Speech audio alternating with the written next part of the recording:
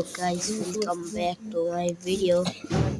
আজকে আমরা কেমনে প্লে স্টোরে রিডিম কোড করে ওটা আমরা রিডিম কোড করা শেখাবো। সো গাইস, ভিডিওটা স্টার্ট করার আগে প্লিজ লাইক এন্ড সাবস্ক্রাইব করবা। একটু চলো আমি তোমাকে প্লে স্টোরে কিভাবে রিডিম কোড তোলা যায়। প্রথমে তুমি এই প্লে স্টোরে যাওয়ার পরে তোমরা এখানে এই যে এইখানে তোমার আছে কি নাম এটাকে,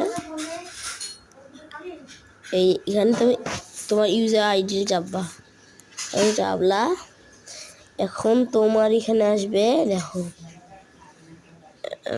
এখানে তোমার আসবে